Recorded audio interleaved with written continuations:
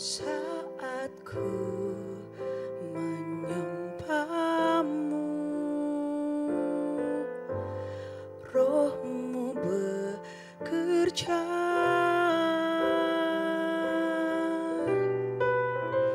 Saat ku memujimu, kau bertata di atas pujian. Ku angkat hatiku,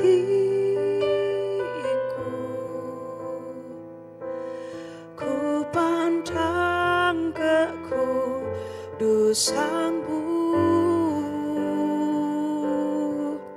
Saat ku sembah, ku pujimu, ku rasakan kehadiranmu Tuhan. Ku angkat hatiku, ku pandang ke kudusanmu. Saat ku sembah, ku pujimu, ku rasakan kehadiranmu Tuhan. Ku rasakan kehadiranmu Tuhan. Ku rasakan kehadiranmu Tuhan. Haleluya. Kami rasakan hadirat-Mu, kami rasakan Engkau hadir.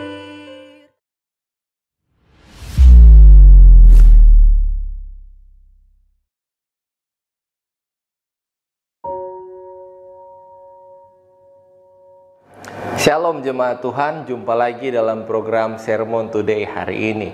Dan senang sekali bisa berbagi kebenaran firman Tuhan untuk saudara terkasih. Saudara, hari ini kita akan merenungkan kebenaran firman Tuhan yang terambil dalam Mazmur pasal 126. Kita baca ayat 4, 5, dan 6. Ayat yang keempat, pulihkanlah keadaan kami ya Tuhan seperti memulihkan batang air kering di tanah Negeb. Orang-orang yang menabur dengan mencucurkan air mata akan menuai dengan sorak-sorai. Orang yang berjalan maju dengan menangis sambil menabur benih pasti pulang dengan sorak-sorai sambil membawa berkas-berkasnya. Saudara, di dalam kehidupan kita mengenal ada namanya season atau sebuah musim. Biasa orang membagi sebuah season atau sebuah musim berdasarkan mungkin iklim atau cuaca.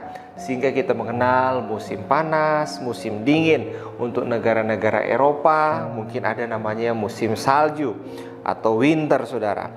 Nah, saudara, dalam setiap musim saya percaya bahwa Allah turut bekerja di dalamnya untuk mendatangkan kebaikan.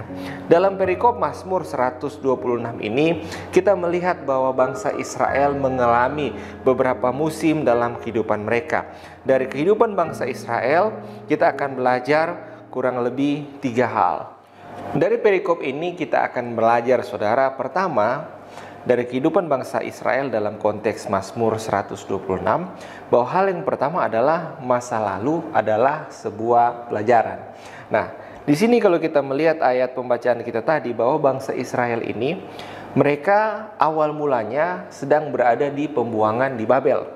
Mereka sebagai orang-orang tawanan, orang-orang yang sedang dijajah oleh bangsa Babel pada saat itu. Pertanyaannya, kenapa bangsa ini bisa berada di Babel? Kalau saudara lihat sejarahnya di dalam Alkitab, ada alasan teologis kenapa Tuhan mengizinkan bangsa ini harus jatuh dikalahkan oleh bangsa Babel. Karena Tuhan mau bangsa ini bertobat dari kejahatannya, kemudian berpaling kepada Allah dan hidup di dalam kebenaran. Nah, saudara, poin pertama dari perikop ini bahwa masa lalu adalah pelajaran. Bangsa Israel belajar ketika mereka hidup di dalam dosa, jauh dari Tuhan. Hidup itu terasa pahit. Hidup itu tidak enak ketika sedang mengalami sebuah proses yang Tuhan izinkan dalam kehidupan sebuah bangsa Israel. Nah, kita juga belajar dari perikop ini bahwa mungkin masa lalu yang kita lewati tidak semuanya bersih, tidak semuanya hal-hal yang baik. Mungkin ada keputusan di masa yang lalu yang kita ambil yang mungkin itu salah, yang mungkin itu keliru, atau hal-hal yang mungkin kita ingin perbaiki di hari-hari yang lalu, sehingga kita mengalami mungkin kemalangan, kesusahan di hari ini. Tapi saudara, lewat itu semua, saya percaya Tuhan izinkan kita alami terjadi dalam kehidupan kita, supaya kita mengambil sebuah pelajaran dari peristiwa masa lalu. Untuk apa? Supaya hidup kita saat ini jauh lebih baik dari hari yang kemarin. Kalau mungkin saudara orang yang boros, melakukan kesalahan pengelolaan dalam hal keuangan, masa kini saudara lebih bijaksana dalam mengelola keuangan. Artinya lewat segala kegagalan kita belajar untuk jadi lebih baik, lebih bijaksana, dan jadi serupa dengan Kristus tentunya. Jadi pelajaran pertama adalah masa lalu adalah sebuah pelajaran. Nah, kemudian masa sekarang adalah pengharapan. Nah, saudara, meski bangsa Israel sudah jatuh dalam dosa, mereka Tuhan izinkan melalui sebuah masa menabur istilahnya, masa-masa yang mencucurkan air mata untuk mereka jalani. Tetapi masa sekarang yang mereka jalani pada saat itu ada sebuah pengharapan. Saudara, di dalam ayat yang kita baca tadi dikatakan begini, ayat yang keempat, pulihkanlah keadaan kami ya Tuhan, seperti memulihkan batang air kering di tanah Negeb. Saudara, tanah Negeb ini ada di wilayah Israel. Tanah Negeb ini, kalau saudara lihat, itu seperti padang gurun yang amat gersang.